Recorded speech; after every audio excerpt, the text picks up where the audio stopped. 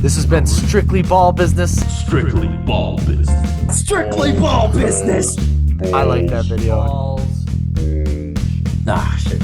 Hey guys, welcome to Strictly Ball Business. It's your pal Alec and your other boy Dalton. We're here to talk about the National Basketball Association and what we got on that realm in this what month is it? It's August. In fact, it's August 2nd, and it's still the off season, but the regular season's right around the corner. It's looking like some trades can still happen. There's many guys that we want to see end up on new teams. But one trade that did happen this offseason was, of course, the biggest one, Rudy Gobert going to the Timberwolves. We want to talk about how exactly he's going to unlock D'Angelo Russell in becoming who he can truly be as a star like player in this league. Not necessarily that D'Angelo Russell's going to become an all-star, but I think on certain nights he can play like a star. And we're going to break down just exactly how Gobert's going to help him out there. We're also going to preview the Orlando Magic 5 years from now, talk about how we think they're going to be in the standings, what type of players are going to, or who's going to still be on their team, what type of players are they going to try and bring in 5 years, and just exactly like how is this rebuild going to shake up. Dalton, of course, is a Orlando Magic fan, so this is a great topic. He's a expert, if I would say. Anfernee Simons, we're also going to talk about him as next up star in this league. We broke down Tyrese Halliburton and Evan Mobley in our last couple videos on this topic, and we believe Anfernee Simons is in that same category of players. We're also going to talk about predicting the Trailblazers season this upcoming year. Of course, they're getting Damian Lillard back. We just talked about Anfernee Simons. We think they have great potential with Jeremy Grant on the team as well. So we'll just get into that as well. And then our last topic is we're going to predict Chet's rookie season. So Minnesota boy, we've played on the same basketball courts as him. Not at the same time, but hey, we were there. So we feel obligated to talk about our boy. Chet Holmgren, baby. Is there any other topics we got, man? No. Those topics are good, man. All right, man. Shit. All right, so we're gonna start out. We're talking about Rudy Gobert unlocking D'Angelo Russell as a player, as a star dimer in this league, as a great pick and roller in this game. How exactly do you think it's gonna really start out with these two? Is he even gonna help them out on defense, maybe? Oh yeah. So, I mean, if we want to start off on defense, Rudy Gobert is the last time D'Angelo played with a guy who can cover a good amount, can cover the paint as a really good defensive player was Jared Allen with the Nets, and he flourished. He made an All-Star team. He led that team. Not to say that he's going to be an All-Star again, like you just said, but what he was able to do, I mean, so D'Lo. I'm trying. All right. So D'Lo took miles of steps this year defensively. Granted, he's still not a good on-ball defender. He's just limited. He's just not the most athletic guy.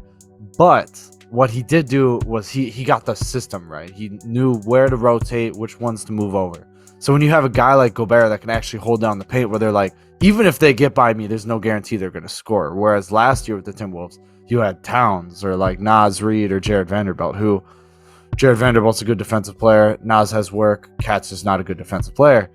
So you could force that if they went down, it was still a concern. Where, I mean, granted, people can score on Gobert. I'm not saying he doesn't. I'm just saying it's a safe bet. He's going to do everything they can, especially in the defensive scheme. So he can fit rotations. Whereas even if they dive back, it's not the worst thing in the world. Yeah. So defensively, he's covered. Even when they get by him, that's not going to be that big of a disaster as last year they did. And Finch is great with rotations. I'm not too worried about how that's going to go. So, but defense it's pretty simple as that. But offensively, the main thing D'Lo struggled. I mean, 18 points per game, 7 assists last season, was efficiency. 41% throughout. 41% from field goal, 34% from three, below average. That's just not typical D'Lo. He's a pretty good shooter, actually. So, shooting, spacing's still going to be tight. 3-pointers are still going to probably come at an inefficient clip unless he fixes his shot or so. I mean, not fixes his shot, just hits him, you know. But as for everything else, field goal rate or like even assists are going to go up. So he's never had a pick and roll partner like Rudy Gobert. And this is one of Rudy's most underrated traits is how good he is in the pick and roll offensively. That he 71% for a reason, because he's hyper efficient. And DLO, I mean, he was top 30% in percentile in pick and rolls, most efficient points per game, 34% frequency. You're going to see that go a lot now, because I mean, granted, he had the ball less, but now you're going to see less ISOs, because Rudy Gobert, one thing about him in pick and roll is that a lot of players, once the pick and roll falls apart, they just kind of go off to the side or do something. Rudy, like, very often the pick and roll will fall apart and he'll just go back and do it. Like, he'll just go back, roll, which is very uncommon for players, but that's why he shoots 71%, because like the decision making is still there. Like, if it's a bad roll, he's still gonna come back and fix it, or if it comes from the other side or same side. What that does is just it keeps pulling that center out, so it just opens up space for either him to go down for the roll. But he's so smart during the pick and roll, Rudy Gobert, where even watching the footage, he sees it, and he immediately as soon as he sees the pick land, he's gone, he's down. He's not the quickest guy, but it's just reactionary. He knows when it's set, he knows when it's taking place. As soon as the guy goes over, especially with a guy like D'Angelo Russell, who Rudy Gobert hasn't played with, because as soon as if D'Angelo gets like a splinter of air from these guys, they're behind his back, they're not getting in front of him. That's one of his best traits. Granted, most of his floaters or mid-range just didn't go down last year because they stepped up on him, because Cat yeah, I mean, traditionally D'Lo has been a phenomenal mid-range scorer. Sometimes he's been the best mid-range scorer in the league a couple years. So I'd love to see him get back to that point. I think having a couple of big men setting screens for him, getting him wide open is definitely going to help. And Rudy Gobert is a guy that really knows how to move throughout the offense, like you said. So looking forward to that. I think this is just a match made in heaven. I know there's a lot of criticism just on how much the Wolves gave up and all, but you know what? They got their guy. In the end, it's draft picks. Fuck them picks. Like, the Wolves have wasted picks year after year after year. When you know you can get a bona fide superstar like this, you just have to take the shot. And I think it's going to help make your guy like D'Lo better, which you really need that to happen, because this is the make or break it year for him. Yeah, no, exactly. And I mean, the defensive impact Gobert has is, we've said it before, with him on the floor, it's a 91%, 91 points per game offensive rating. But when he's off the floor, it's a 106. It's insane. Like, people forget the impact he has on defense. Sure, perimeter, he might struggle a little bit, but he's gotten miles better. But people just love to criticize him with a magnifying glass because he's so good. You know, when you get to that point where you're the very best at what you do, people want to criticize you for anything. Right. And the uninitiated like to look at him and just be like, oh, he's just a tall guy that gets rebounds and gets blocks. When, like, I mean, the uninitiated, they don't dive deep into the numbers, or they don't dive deep into the film like we do. So they can't see what he actually does. Yeah, and like, if a big man who just got blocks, if that's all it took, and he got rebounds, like that's all it took, then there would be tons of Rudy Goberts out there. But there's not. There's only one. And, you know, there's a couple guys who are a couple steps off from him, but they're just not as good. I mean, fact of the matter is, he should have won Defensive Player of the Year again this year. Yeah. But voters simply were tired of voting for the same guy. Oh, no, exactly. But my main point with this is just like, we talk about Cat and how he's going to excel and how he's going to do at the power forward, but I do think if there's one player on the Timberwolves that's going to benefit the most from Rudy Gobert, I think it's going to be D'Angelo. I think he's the exact player he needed. He's kind of like what we thought Cat was going to be. Him and Cat were going to be. We kind of forgot, like, Cat pops a lot. He doesn't roll as much. And honestly, most of the pick and rolls D'Lo had was not with Cat. Cat didn't run that many pick and rolls. And granted, Ant runs his fair share, but like, now that Beverly's gone too, we're gonna see the ball more in split between Ant and D'Lo's hands because it's not gonna be Jaden, it's not gonna be Rudy. Obviously, Cat's gonna have the ball more, which we've Jordan talked McLaughlin's about going to before. get more minutes too. Right. As the backup point, And but- Austin Rivers. Yeah, but I do believe that Rudy Gobert is going to have a great connection with everyone on the starting five because him getting inserted into it makes everyone better. Everyone on this starting five is going to be able to play the way that they want to, which is really empowering for players. Like Cat wants to play on the perimeter. He doesn't want to be banging in the paint all the time. He wants to have a long career where he shoots 8 to 10 threes a game. And honestly, he's not a bad perimeter defender. And if you give him some more time there, I think he can improve.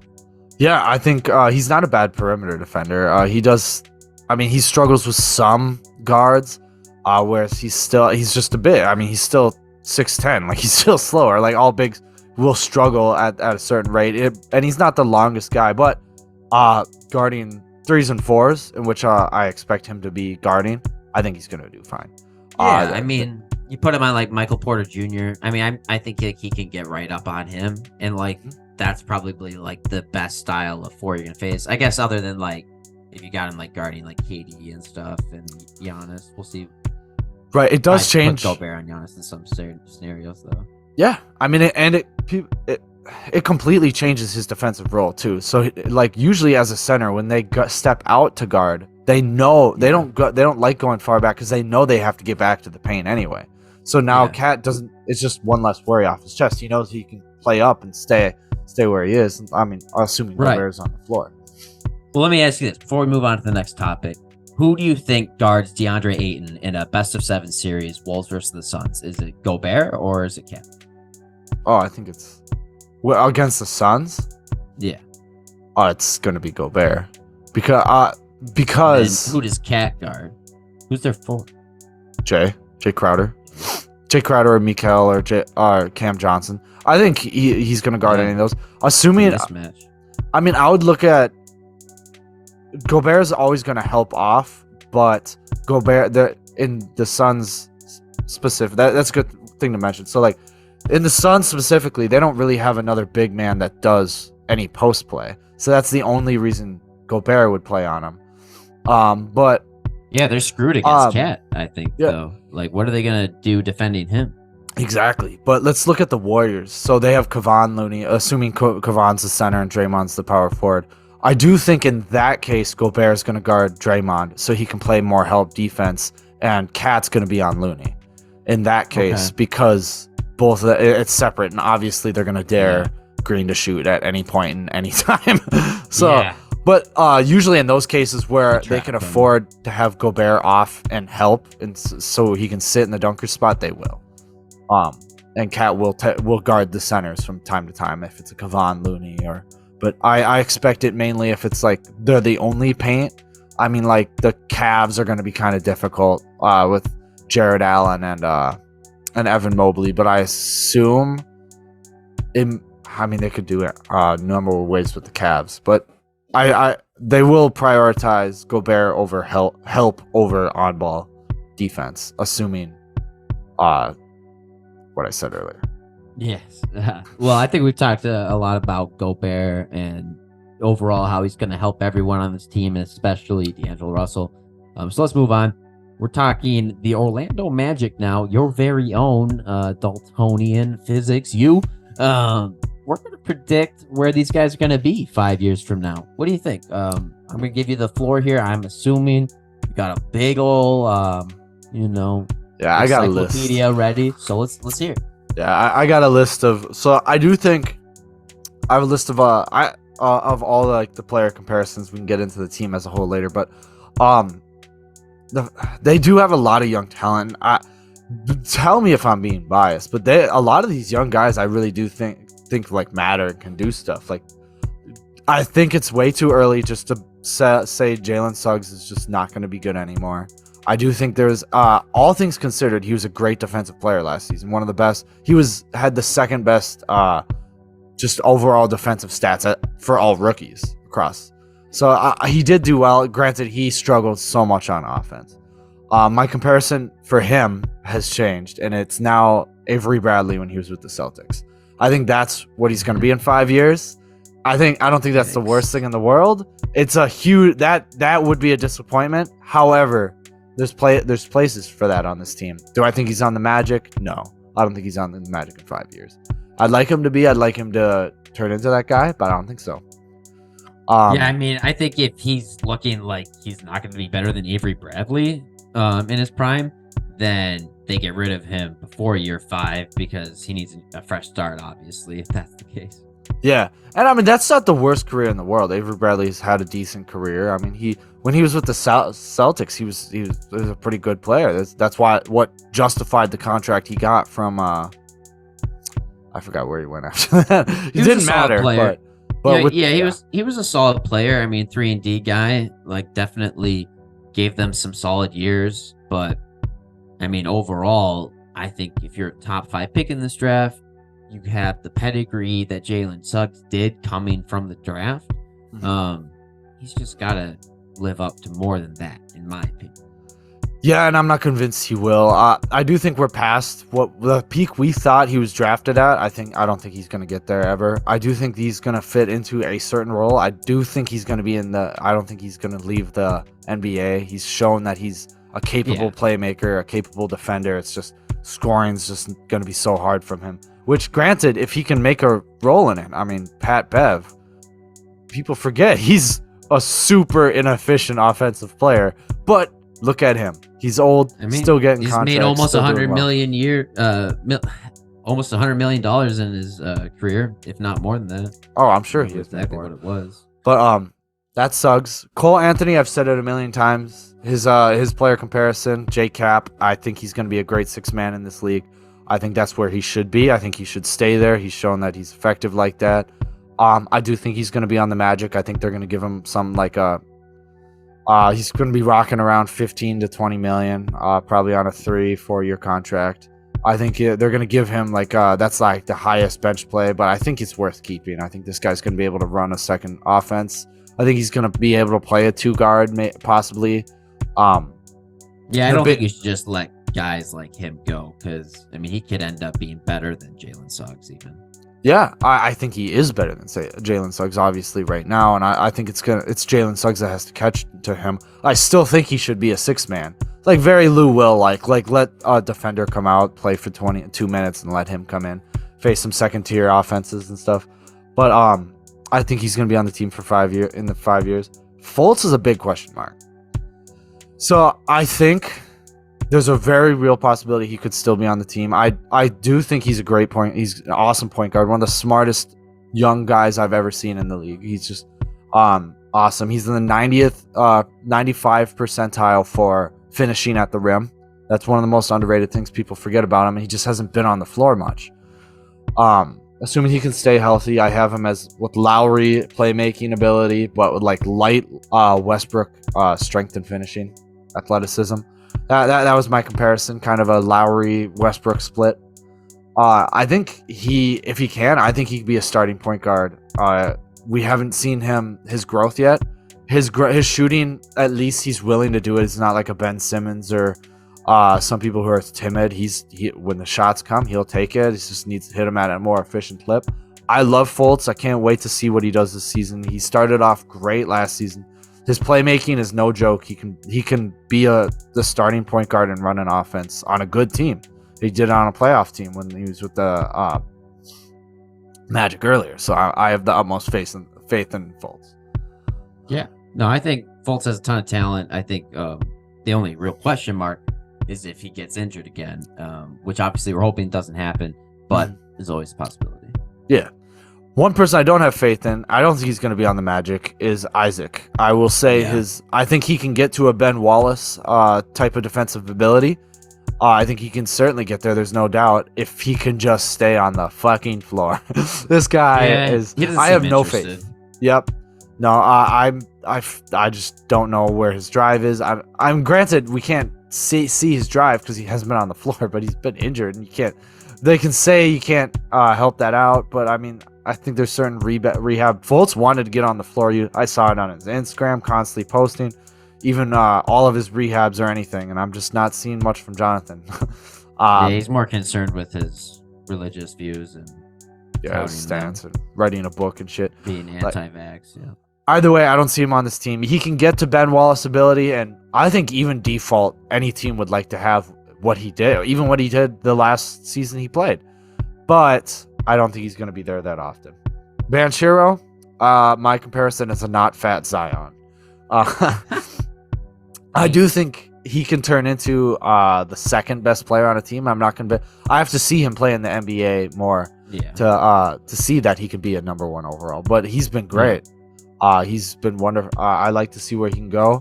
Zion at the very least. Zion less dominance, more playmaking and all around skill. I'll say. I think he's going to be on this team. I think he's going to be great. I think he's going to be the star player of the Magic for a long time. Yeah, I think that's your guy. I mean, we'll see like who's emerging around him, but like they got a really good core, and he's a big reason for it. He's the top of the peak for him. So. Yeah, just hit 50 points in that one side league or whatever it was. He went crazy. Yeah, the crossover. Yeah, so Jay McDaniels had 52. Did he? Yeah, and Chet had like 34 or something. Him and Chet played on the same team combined for like 80 points. Nice. Yeah, that's pretty dope. I think you got an exciting young team there in Orlando, and I'm excited to watch them when they're good. We'll see how much I watch next year. I know you'll be watching. Yeah, it's nice to see the development and see how they go. A lot of people are gonna watch Banchero and everything. Yeah, oh yeah. The last two, let's see. I just have two. I'll run by them. Is Wagner, Wiggins, Carter, Al Horford. That's where I think they'll be. Wiggins of this year. I think Franz will get up to there where he can be a solid scorer. I mean, he showed he can probably score 20 points mildly inefficiently. I'd like to see him more in a Wiggins role. He's a good defensive player. He could do both. And Al Horford, I think Carter's pretty close. He just has to get that playmaking up there, but he's already starting to spread the floor. He's improved every time. I mean, Al Horford was like a star in his prime, dude. You mean what Al Horford's now is a 35-year-old? No, yeah, as a star, all-star Al Horford. So beginning of the Celtics. You think Wendell Carter can be an all-star? I do. I do think he's already the best player on this Magic team. As of today, he's the best player on this Magic team. I mean, he averaged 15 points, almost 16 points a game just last season, efficiently. Like when you watch the games, he looked, especially last year, he looked like the only like consistent. Like you saw Franz struggle, but like every night Carter was doing fine. I think he's closest there, and I think honestly he's like a star coming out of nowhere. Yeah, but at the same time, he'll peak at All-Star is what I mean. I think he'll get to All-Star, he'll be fine. Great, but I think that's fine. I think that's all we need him to do. So can he get as good as Vucevic?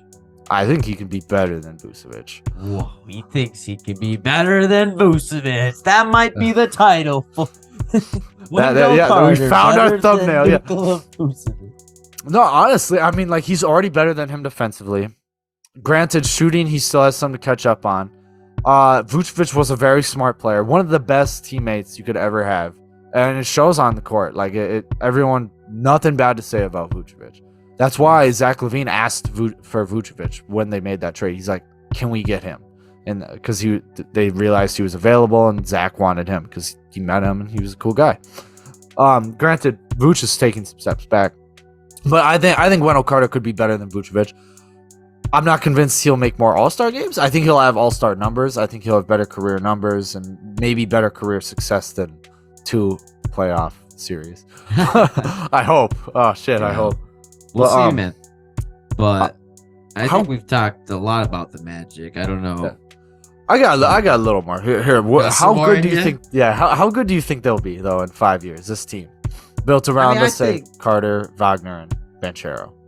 I think it's hard to say, but I'm thinking they're probably like a play-in team. In 5 years, realistically. Yeah, I mean, if they add someone else, like if they get someone really good in the draft next year, I think I could see them being better than that. But yeah, I think right now there's a lot of question marks. I say in the 5 years, I had them around what the Raptors are, where they have just a bunch of pieces, a lot of good players. They're just waiting on either a number one or they're just waiting on a lot of things here. The I think- Raptors have players who won a championship. Okay, well, I mean, I'm not saying it's the exact same. I'm saying how good they were this last year. I say they're going to be very similar to this Raptors last year in 5 years, where they still have a lot to figure out, but the talent's there. They just need more. So Yeah. I see them around there. I don't see them as a contender or anything like we said with the Yeah. Pistons. We think the Pistons are going to be really good. I think they have a lot of Yeah. growth. I think they have the most collective young talent so far of all the bad teams we've gone through with the Pistons and the Rockets. So I'm super impressed to see where they Yeah. go. Yeah, I think that's fair. I think they do definitely have a lot of talent. I think it's just a question mark in some areas. But I mean, if Wendell Carter gets as good as you think he's going to be, then they definitely will be a top 4 team. So we'll see. Yeah. I think we should move on. We talked a bit about your favorite team. Good times. We'll do it again, I'm sure. But Yep. now we're talking about Mr. Anfernee Simons, as he is next up for NBA stardom. Yeah, that's right. He's in the likes of Evan Mobley, Tyrese Halliburton, the other young players that are about to become all-stars. That is Anfernee Simons. I mean, this last season, he outperformed himself and even got himself a bag immediately. I mean, he didn't even play really a full season under starter minutes, but once he fucking did, he was really lighting it up, wasn't he? Oh yeah, that's why I picked him up in fantasy. No, he was doing great. I think he's certainly going to be. Yeah. Oh no. He definitely did well. I think he might fall into being the 2 guard of the Blazers, which means he's going to be a great player for a while, but never make an all-star team. I think he's going to be great. I think he's certainly. It was such a great trade. They just put their faith in him and be like, all right, let's see what we can get for CJ. Clearly CJ needs somewhere else. It wasn't working here, and it gave them all the flexibility. They went out and got a bunch of guys, which we'll talk about later. But he's great. I love him. He's one of the an amazing shooter. Nothing to say against that. This guy can off the dribble, off ball, off screen, everything. This guy has great movement. However, I have some concerns about his play. He's a little sloppy with the ball on times. He's not the best playmaker. He seemed to struggle and get overwhelmed when he had to run the offense. When he was scoring himself, he looked comfortable. When he had to run the offense and get other players involved, he struggled a bit.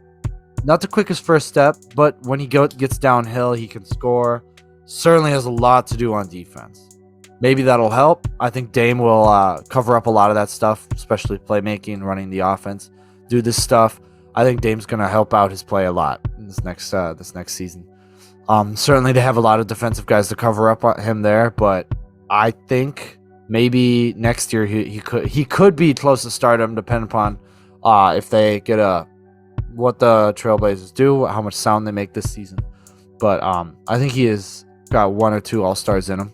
I think he's a third tier player. Where he can play like an all-star but be effective and be the third on an all-star on a championship team. Yeah, I definitely think that he can be better than CJ McCollum ever was. Yep, I think and CJ is a really great player, but I That's- think like Simons has just like boom potential when he scores. Like he gets them in fucking bunches, man. Oh, And yeah. he already shot over 40% from 3. I'm pretty sure. Yeah, 40. Yeah, he did. Over 40% from 3 the last 2 years. So, and this last year on 8 attempts per game. We'll see what he does this next year for attempts, but I assume they're going to go up. I think he's going to score over 20 points per game. It's hard to make an all-star game. There's a lot of guys deserving. He's probably going to be under like Anthony Edwards and Luka Doncic and the other good guards in the draft or in the league. But I think he can get there eventually because like he's still really young.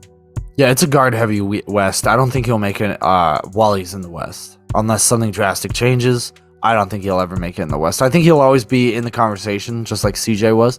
I do think he'll be better than CJ, and I think, him and Dame are going to have to carry this offense. We'll get into it later, but there's not many other people that can do what they do on this team. So I'm super excited to see what he can do. I think watching his off-ball movements and everything he can, this guy doesn't stop moving. He takes a lot of plays right out of Steph Curry's hand. So I can't wait to see that, and it's pretty amazing. This guy's a great shooter.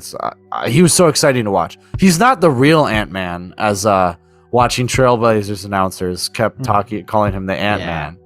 But apparently that's his nickname as well. So they're trying to give him that too. And it's like, it'd be hard to have two Ant-Mans in the league. Yeah, and he's not the better have a one. T in his name. Exactly. Yeah.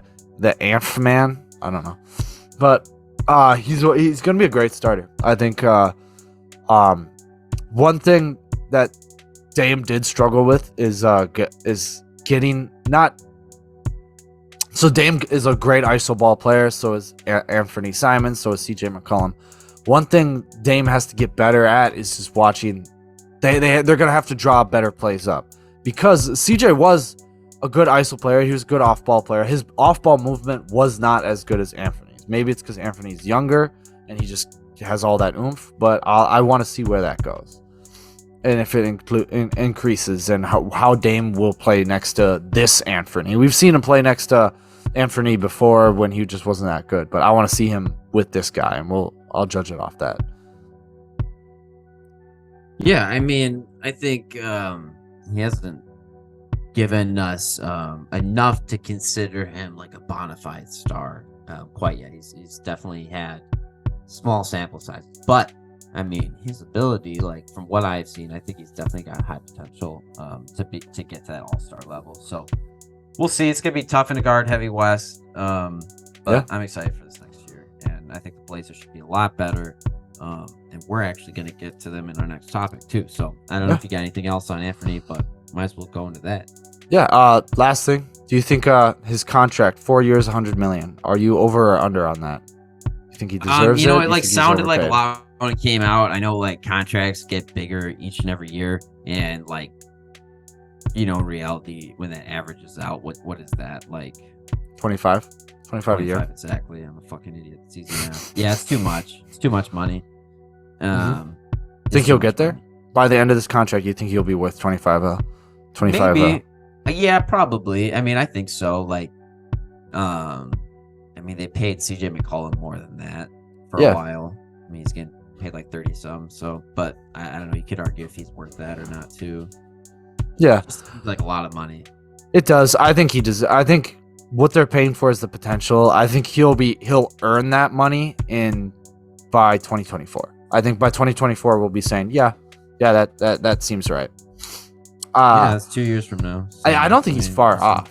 I mean, I think he's going to average 19 points per game, if not even 20. I wouldn't be surprised if he got 20. Somewhere between 18 and 20, though. I think he'll average that. I think what he's going to do and carry the offense, I think that'll be worth it. Yeah, I think it'll be over 20. So, I mean, I suppose that if you're over 20 points per game, you might as well get paid over $20 million as well. Yeah. Isn't like supposed to be like the rule of thumb is like you pay them like per, like if they get 20 points per game, they deserve 20 million at least.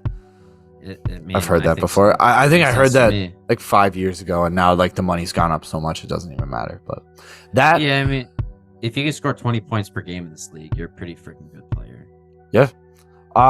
What do you guys think? Do you guys think he deserved that money? Who do you guys think is the next All-Star? Comment below, let us know. We'll make a video about it. So we are Strictly Ball Business talking about the Portland Trailblazers. Blazers.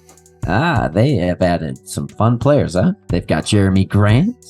They've got Anfernee Simons, who broke out last year. We just talked about him a little bit.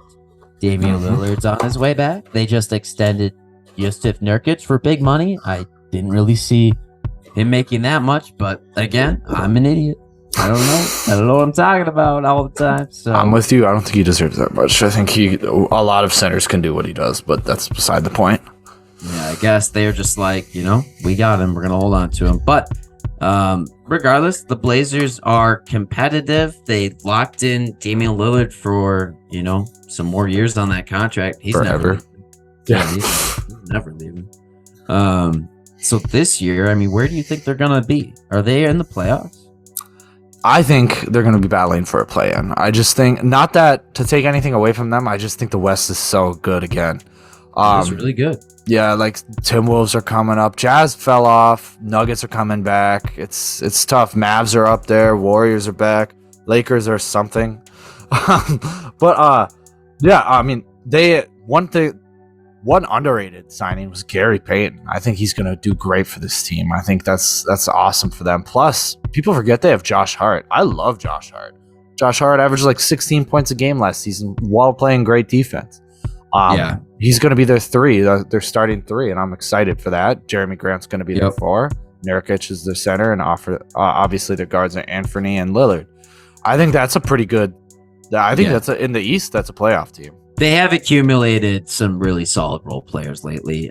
They gave up Larry Nance for no reason, in my opinion, but bringing in Gary Payton this year was fantastic. I think that's going to work out splendidly. And then, like you said, Josh Hart, I think they just extended him for a couple more years as well, and he's definitely a guy worth having around. Yeah, I think he's awesome. He still continues to grow every season, and not many people talk about him. Like, he's very underrated. People forget about him. They're just like, he's not, like a star, so whatever. Yeah, I mean, I guess it's like boring basketball or something. I don't know. Like, people always complain. He's just a role player. Yeah. Well, when he was with the Lakers, they're like, he doesn't really have a 3-point shot. Guy can defend. Shoots fine now. Like, he shoots, like, I think it's like a little over league average, but he gets a decent amount of volume. Like, he does pretty well. I was like, nobody wants to talk about this guy. He's pretty great. But Justice Winslow too. I know we both like him. So he's basically their backup point guard. I think that's a perfect slot for him. I think that's very underrated part of their team too.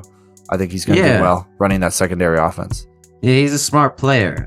He just gets hurt all the time. But I do really like him as a scorer and a passer in this league. Mm-hmm. Fortunately, he did get his money before he got hurt. So, shout out IRS. Yeah, shout out.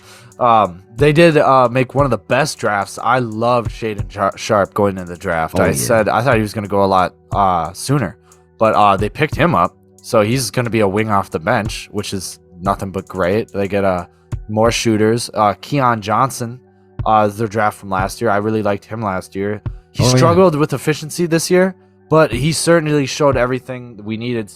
Showed some offensive aggression. Lacks playmaking skills, but that's what they have Winslow for off the bench.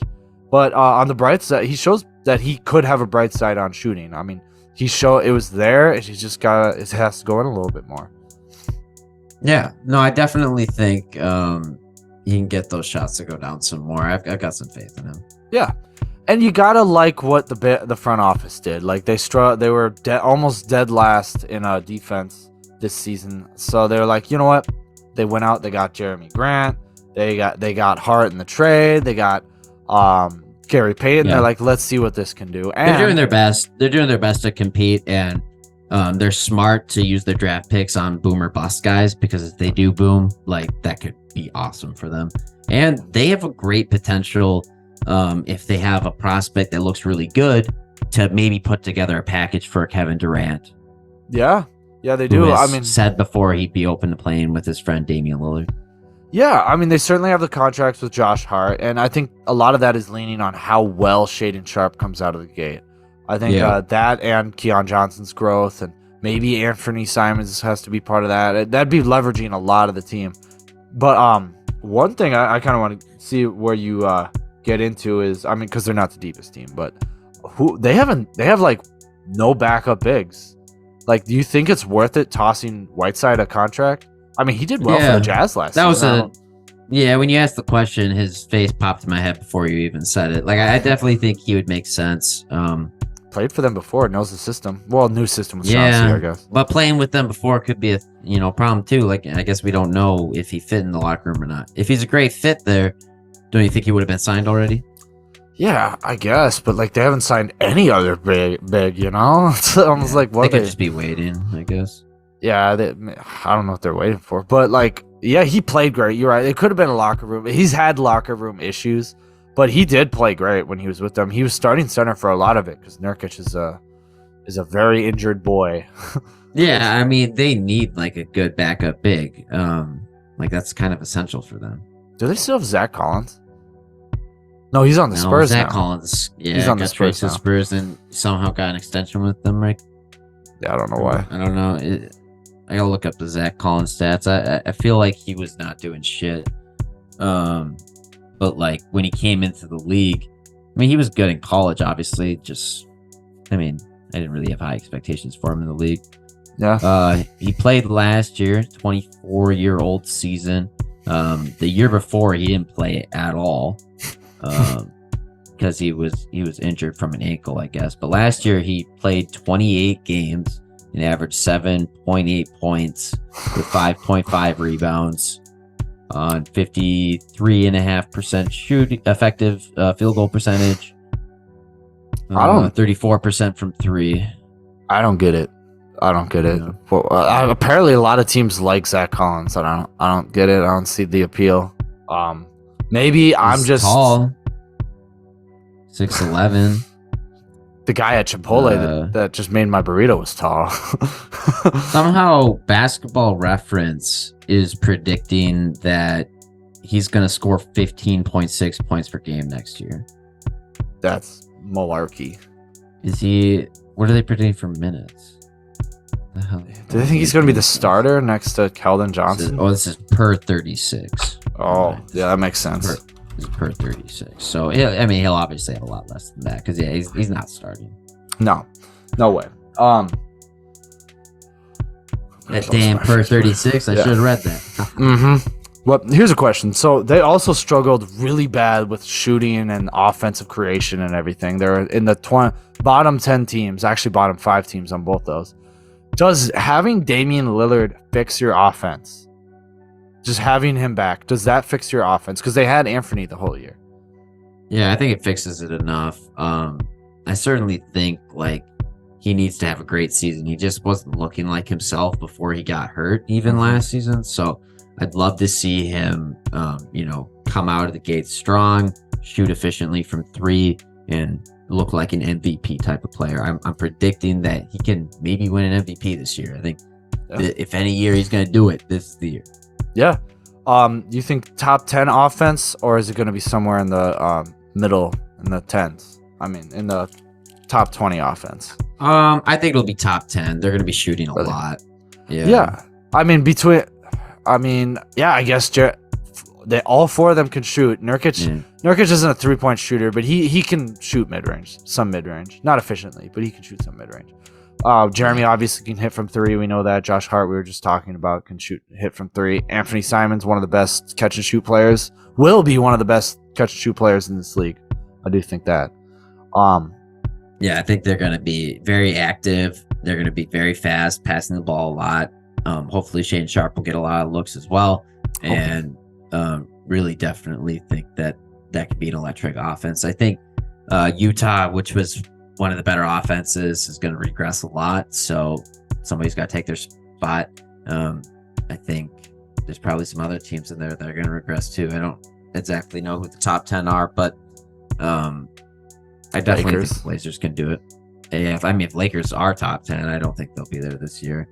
They're not, but I do think they'll be worse than they were last year. I don't know why. I just have that feeling. Yeah, they were bad last year too. It's just a dumpster fire. They didn't do anything really to improve their team either. Yeah, and they didn't bring anyone back. They didn't retain anyone that's really worth anything. Unless they make this Kyrie trade. They're leveraging everything on that. But that's the Lakers. Fuck the Lakers. Everyone talks about the Lakers. Fuck the Lakers. We don't talk about them. They find reasons. You know who they don't talk about is the Trailblazers. So play-in team, do you think they'll make it out of the play-in? Assuming they're who do you think is all going to be in the play-in? So Pelicans, I think they're going to fall to the play-in. Spurs are out. Clippers are better. Wolves are better. I think Mavs might be a play-in team. Really? I mean, yeah. They did lose. That's a possibility. They did. I do think they got worse. Yeah. So, fuck, that hurts that they didn't get anything back from Jalen. Oh, fuck, that hurts. Think if they had Jalen, ignore that. With Christian Wood, that'd be insane. That would have been a lot better. Oh, that hurts. I mean, I guess bringing in Christian Wood's cool and all, but like, it doesn't do enough for me to say that they're a lock as like a top 4 seed again. I think the Nuggets are going to be really good. I think the Wolves are going to be really good. I think the Clippers as well. Warriors. The Warriors as well. And the Suns as well. That's already 5 teams right there. Pelicans. I think Pelicans will probably be right there. there. I do think the Pelicans will be good, though. And you got the Grizzlies. Yep. Grizzlies, I think they'll be back. Yeah, so it's tough. It's going to be more interesting. Like, this play-in was pretty excited this year. Next one will be pretty exciting because I do think this is a playoff team, the Trailblazers. You I don't think they're have just a like lot of teams competing, trying to win. And that's what the play-in tournament, I think, creates. You've actually got some teams that are like, hey, we have a legitimate shot to get ourselves some playoff games and sell some playoff ticket revenue, which the teams love. They're like, you know what? We don't even care if we win a championship. We just want to make it to the play-in. You saw the Sacramento Kings sacrifice their golden boy, Tyrese Halliburton, for Sabonis just to have a chance at the play-in tournament. Yeah, just to have a chance. Kings will probably be there too. I forgot about them. I think they'll be fighting, but I don't think they're gonna. I think they'll probably finish like 10th, maybe. That's play-in. No. Yeah. Yeah, that's play-in. Yeah, I think they'll be at the bottom of the play-in. Yeah, they'll be in it, but at the bottom of it. But what do you guys think? Where do you think the Blazers? How good will they be next year? Who are they better than that we mentioned that we thought they were worse than? Comment below. Let us know. I'd love to hear the reasoning for the Blazers being better than any of those teams. Like let's discuss this one: Blazers versus Mavs. Who's better next year? Ooh, that is tough. Shit. Who's better? I like Jalen. I think the Mavs are better. I think I like their coach better. I mean, I don't like their coach better, but their coach has proven more success than Chauncey Billups has. We don't know what state Damian Lillard will come back as. The Mavs did. I mean, they did get Christian Wood, but they lost.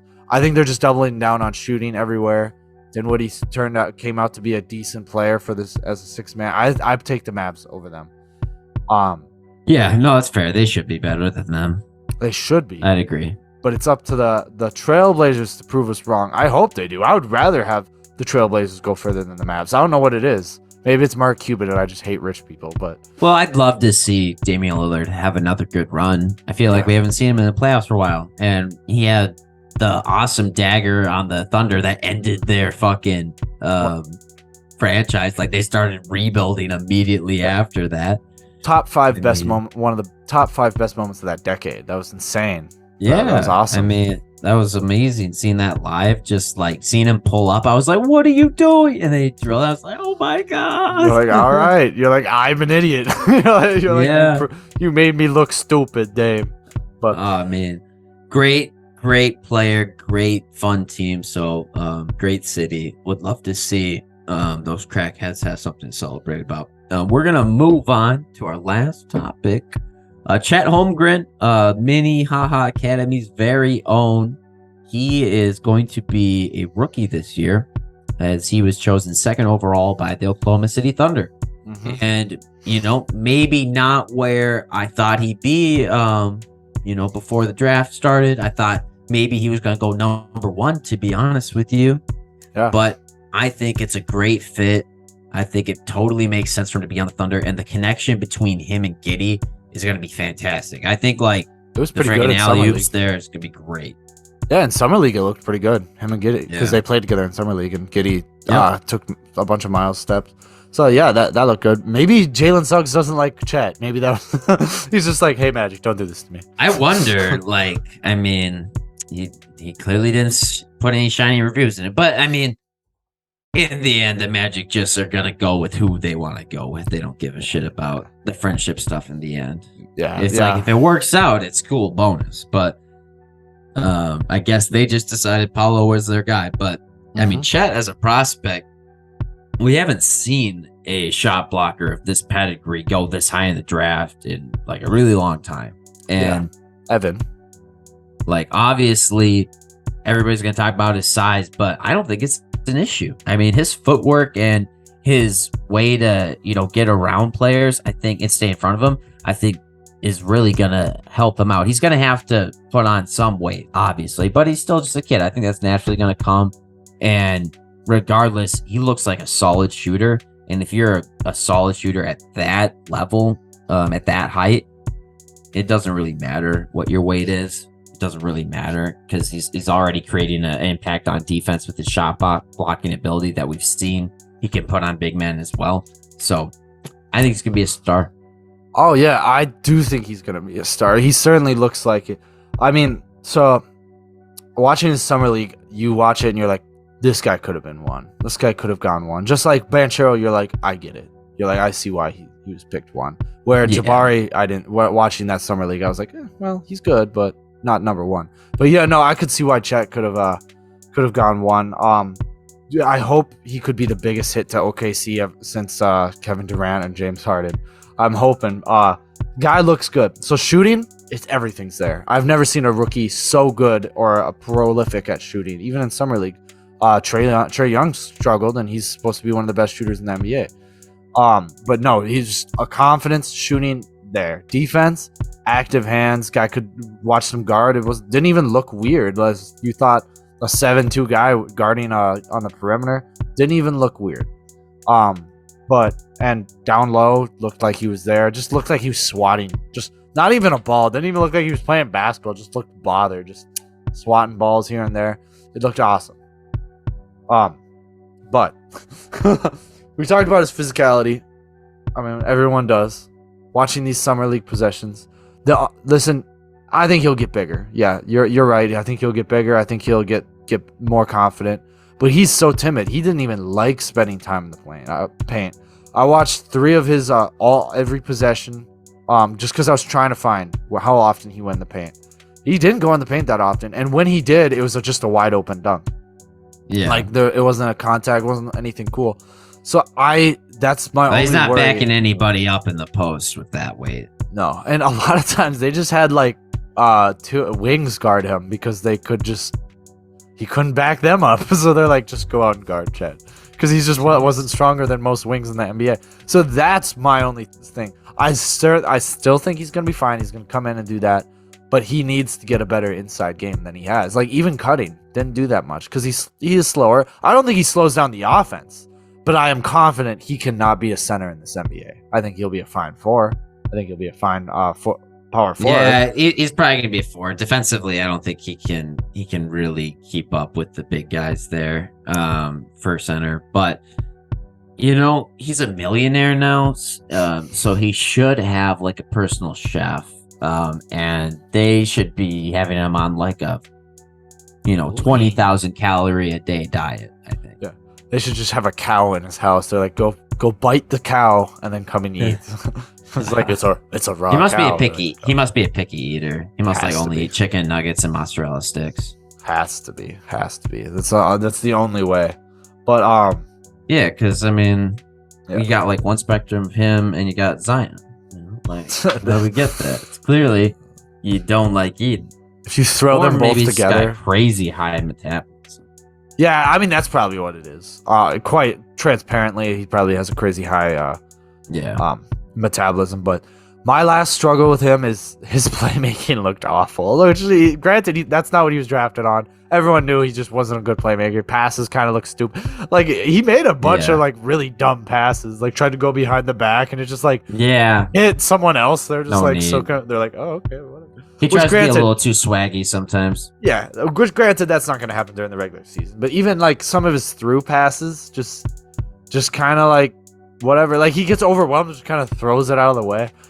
There was one assist that I was just laughing at where he was driving in and he tried to back up and then they like bumped him and he fell forward and just kind of tried to throw the ball to the guy in the wing and it bounced off someone else's like shoulder, like the defender's shoulder, and it flew and just caught the guy on the wing caught it and just made a 3. And I was like, okay, okay, don't give him that assist. I was like, that was god awful. That was god awful. But shooting, he was so he would just shoot over people. When you're 7'2", like he didn't give a shit. Like people were standing right in front of him. He just shot it and it went in. Like most confidence. It's you don't see that much confidence even in the NBA. Like that guy just didn't give a shit. But 12 Oh, points. sorry, I muted. I had No, it's myself okay. on mute there for for a moment. No Give me worries. 1 second here. I gotta get my dog. That's all right. I'll just cut this part out.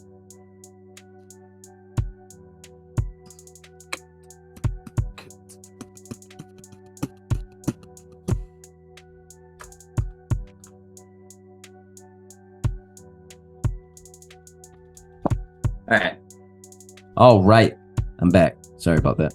No worries. We're good. Do you have I'll cut that part out. Let me I'm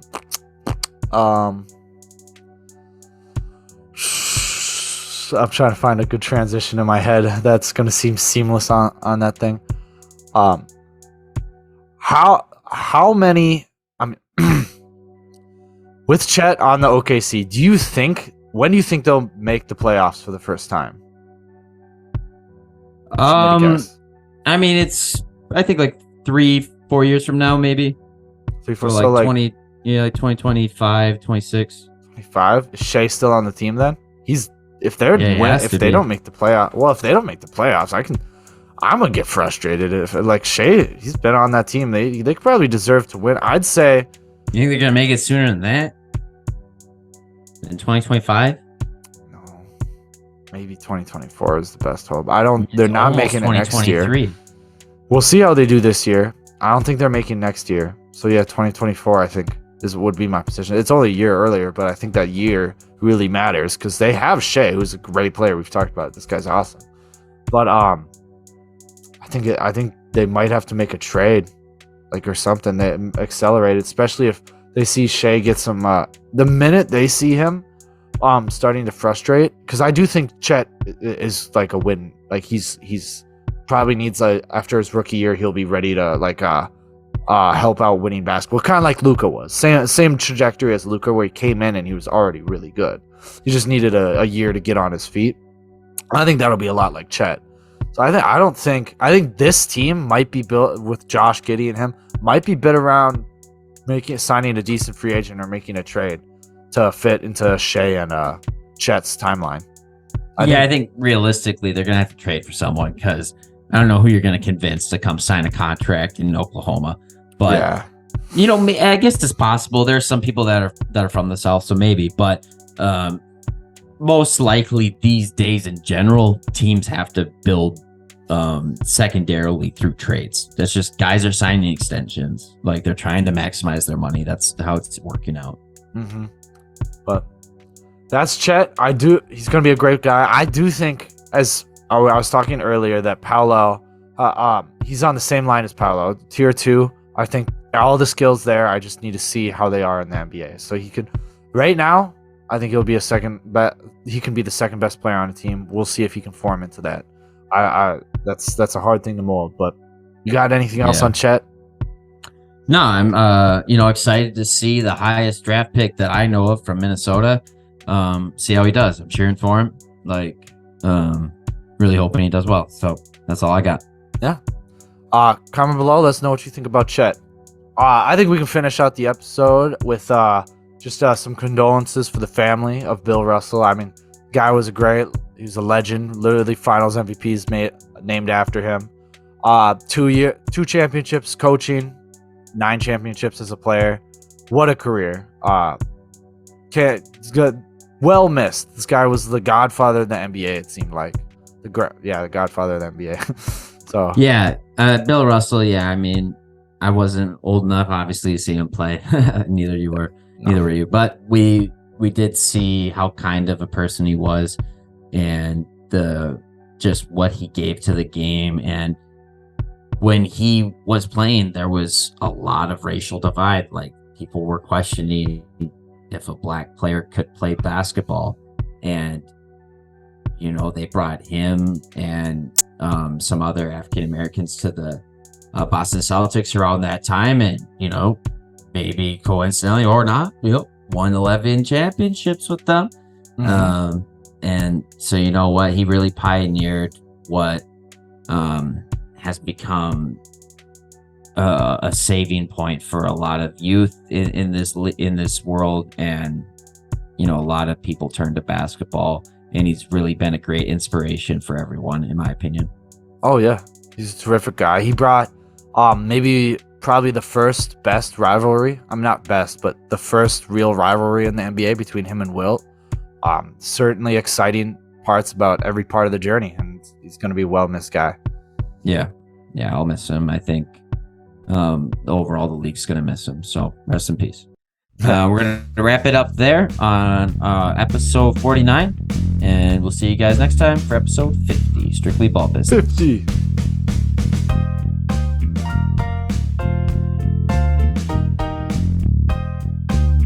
Thanks for watching. Shit. I didn't know this.